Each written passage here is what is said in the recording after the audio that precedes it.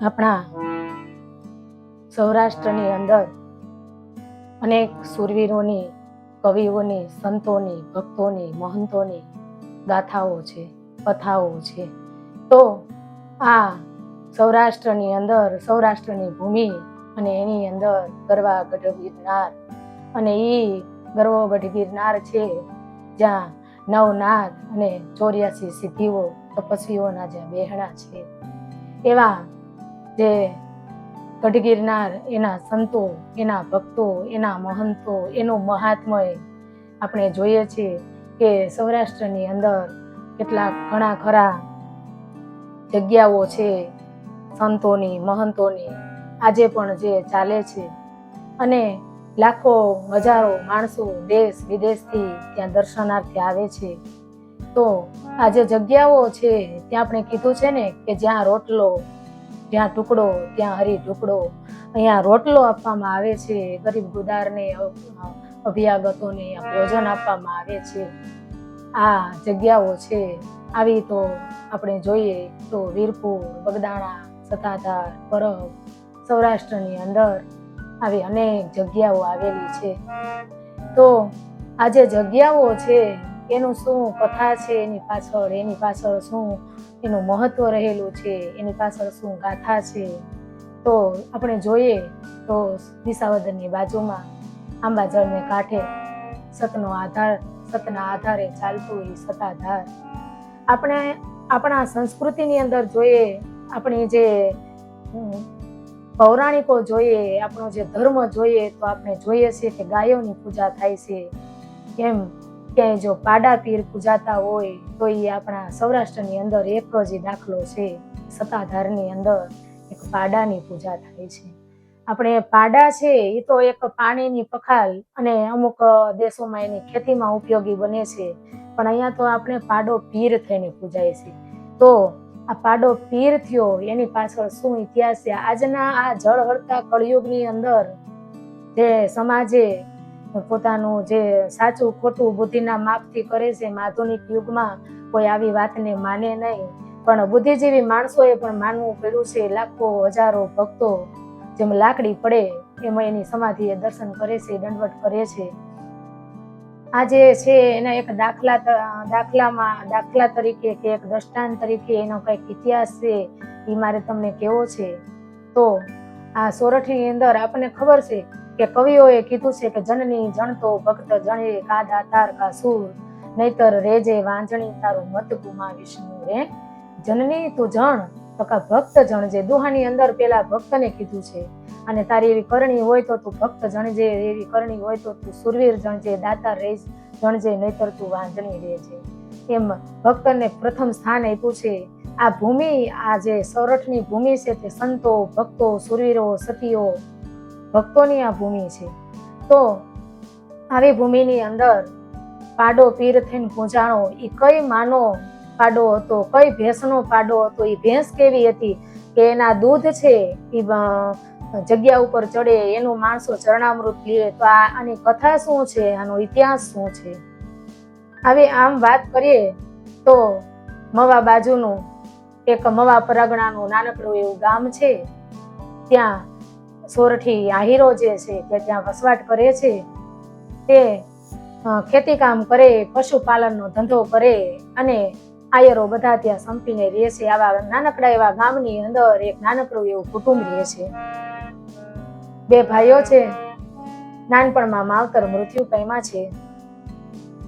માવતર મૃત્યુ પામ્યા, ઘરમાં ઘણી સગવડતાઓ છે, નાનપણથી ઘર સદ્ધર છે, પણ નાનપણમાં જેના માતા પિતા મૃત્યુ પામ્યા છે, નથી કહેવાતું કે હો કાળે દુકાળ પડે તો એ દુકાળ કહેવાય. એમ જેના માવતરની ખોટ છે એ કાયમ માટે માવતરની ખોટ રહેશે. એના પિતાશ્રીએ તો ઘણી ખરી કીર્તિ મેળવી. એની કીર્તિ તો એ ગામની અંદર ફડાકા મારતી હતી. ઘણી ખરી કીર્તિ હતી, સમૃદ્ધિ હતી, સગવડો હતી, ભૌતિક સુવિધાઓ હતી. ખૂબ એના ઘરમાં અભરે ભરાય એટલા ભંડારો ભરાતા, પણ માવતર નથી. બે ભાઈઓ સાંજે ઘરે આવે, એકબીજાની સામે જોવે, એને માવતર યાદ આવે. બે ભાઈઓ આમ જોવો તો સરખા જેવા છે, પણ જે નાનો ભાઈ છે એનું નામ રામ છે, મોટો ભાઈ છે એનું નામ ભોળું છે. અને મોટો ભાઈ છે એને ઘોડિયામાંથી એના પિતાએ એના લગ્ન કરી નાખ્યા હતા અને અત્યારે જુવાન થયા છે ત્યારે એનું આણું વાળી અને એની જે પત્ની છે એને લઈ આવે છે. એનું નામ સોનબાઈ છે. સોનબાઈ એટલે સોનબાઈ. અહીંયા તો અને ઘણી અઢળક લક્ષ્મી હતી, અઢળક સંપત્તિ હતી. જેમ સુગંધમાં સુગંધ ભળે એમ લક્ષ્મીમાં લક્ષ્મી ભળી ગઈ. લક્ષ્મીનો સાક્ષાત અવતાર હોય એવી આ લક્ષ્મી હતી. એના નાનકડા એવા દેરને પોતાના પેટના દીકરાની જેમ હેત પ્રેતથી રાખે છે. એવી પ્રીતિ છે, એવું હેત છે કે રામને એની માં નો સાંભળે. અત્યારે એને એવું લાગે છે કે મારી માં તો મારા ઘરમાં જ છે, મારી માં મરી જ નથી. આવું એના ઉપર વાલ વરસાવે છે.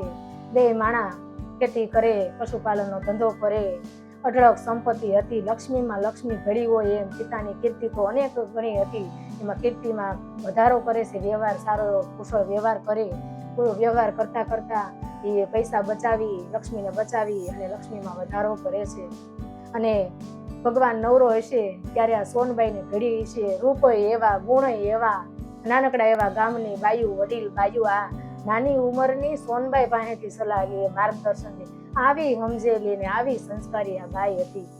ત્યારે સમય જાય છે અને સારો એવો જાણે એવું લાગે કે ધરતી ઉપર નાનકડું સ્વર્ગ ઉતર્યું છે. આવું સરસ ઘરનું વાતાવરણ છે. ત્રણેય ખોળિયા અલગ ને જીવ એક. ત્રણેય મળીને કામકાજ કરે, ઘરનું ઢોરા રાખે, ચારે દુજાણા. તમે જુઓ તો ઘરમાં સુખ સુખ ને સુખ જ છે. પણ નથી કહેતા કે હારા માણસોનું આયુષ્ય ઓછું હોય છે. ભગવાનને આ સુખ નહીં જોવાનું હોય, ખબર નહીં શું થયું. અને એનો મોટો ભાઈ જે મૂળું છે એને કોઈક નાની એવી બીમારી લાગુ પડે છે. 2 દિવસની બીમારીમાં આ મૂળું જે છે એનું અવસાન થાય છે. મૂળું અવસાન પામે છે. આ જોઈ અને એનો જે રામ લક્ષ્મણની જોડ હતી, કૃષ્ણ બળદેવની જોડ હતી, એવો એનો ભાઈ રામ આઘાતથી મૂર્છિત થઈને ધરતી ઉપર ઢળી પડે છે. આ બાજુ એની પત્ની જે સોનબાઈ છે એ પણ આઘાત સહન નથી કરી શકતી. પોતાનું અડધું અંગ ધરતી ઉપર ઢળી ગયું છે. પોતાનું સૌભાગ્ય ધરતી ઉપર ઢળી ગયું છે. આ જોઈ ખૂબ દુઃખી થાય છે, ખૂબ આક્રંદ કરે છે. પોતાના ભાઈને, પોતાના નસીબને અવગણે છે. તે ઠપકો આપે છે કે ઓહો, આટલું સુખ સુખ સુખમાં દુઃખ ક્યાંથી આવ્યું. બહુ દુઃખી થાય છે. તે પણ બેભાન થઈ અને ધરતી પર પડી જાય છે. સમાજના ગામના માણસો આવી અને આ સોનબાઈને સમજાવે છે, આશ્વાસન આપે છે. એને કહે છે કે ભગવાનને ગમ્યું એ સાચું, પણ જે માણસોને મોછે લીંબુ લટકતા હોય, મરદ મુસાળા માણસો પણ આ દ્રશ્ય જોઈ અને ગળગળિત થઈ જાય છે, દુઃખી થઈ જાય છે. આંખોની પાપણો ભીની થઈ જાય છે. બને છે એવું એ સમાજની વડીલ બાઈઓ હોય છે, મોટી ઉંમરની બાઈઓ હોય છે, તે સોનલને સમજાવે છે. એનાથી વધારે કોઈને દુઃખ પીડ્યું હોય એના દાખલા દે છે, આશ્વાસન આપે છે. અને એનું મયત પીડ્યું છે ત્યારે એની બાજુમાં એની મૂર્છિત અવસ્થામાં એનો નાનો ભાઈ પીડ્યો છે. આમ કરતા કરતા એનો અગ્નિ સંસ્કાર આપવામાં આવે છે. સમય વીતતો જાય છે. ખૂબ સમાજના માણસો, એના ગામના માણસો આ વાતને સોનબાઈ અને નાનો ભાઈ રામ ભૂલી જાય એવા પ્રયત્ન કરી અને એને આશ્વાસન આપે છે. સમય જાતો જાય છે અને ત્યારે એ જે સોનબાઈનો બાપ છે ને એ સોનબાઈને એના પિયર લઈ જાય છે. 6 મહિના લઈ જાય છે ખૂણો વળાવવા માટે. 6 મહિના પછી સોનબાઈ પાછી પોતાના સાસરવેલમાં આવે છે અને જેની જેની વાતો સંભળાય છે કે સોનબાઈનું ક્યાંક બીજે હક પણ કરી દેવું જોઈએ. નાની ઉંમર છે, સંતાન નથી. પણ સોનબાઈ જ્યારે આ વાત સાંભળે છે, એની આને આ વાત પડે છે ત્યારે એના પિતાને કહે છે, મારે એક ઘઉંમાં 2 ઘર નથી કરવા, મારે બીજું ઘર નથી કરવું. મારા પતિ ઘણી મિલકત મૂકીને ગયો છે, ભક્તિ પ્રભુ ભજન કરી અને મારું જીવન વિતાવી નાખીશ, મારે લગ્ન નથી કરવા. ત્યારે સમાજના માણસો એમ કહે છે કે જો એને એક ઘરમાંથી બીજે ઘરે ન જવું હોય તો એનો જે દેર છે રામ, એ રામ સાથે એનું દેરવટું વાળી દઈએ તો ઘરનું ઘર, મિલકત અને ઘર અને બધું એનું બચવાઈ જાય. આ વાત ગામની સ્ત્રીઓ, સમાજની સ્ત્રીઓ, કુટુંબની સ્ત્રીઓ સોનબાઈના મોઢે કરે છે. ત્યારે સોનબાઈ હા ના કઈ જવાબ આપતા નથી અને વિચારમાં પડી જાય છે. વિચારમાં પડી જાય છે. સ્ત્રીઓ એવું માની લીધું કે સોનબાઈને આ છે ને આ નહોતી થઈ. અને ત્યારે સ્ત્રીઓ પુરુષો પાસે જઈને કહે છે કે સોનબાઈને આ છે, બોલતા નથી. અને એ પુરુષો છે એ રામ પાસે જાય છે અને રામને વાત કરે છે કે તું તારી જે ભાભી છે સોનબાઈ એની સાથે તું લગ્ન કરી લે.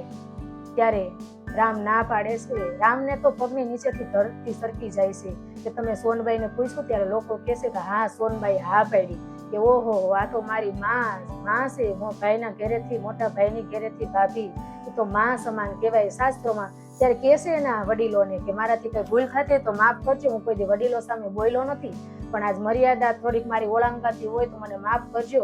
પણ શાસ્ત્રોમાં કે લખ્યું હોય કે મા દીકરાના શરીરના સંબંધોથી કોઈ કે લગ્ન કર્યા હતા તો તમે વિચારજો, બાકી હું આ લગ્ન નહીં કરું.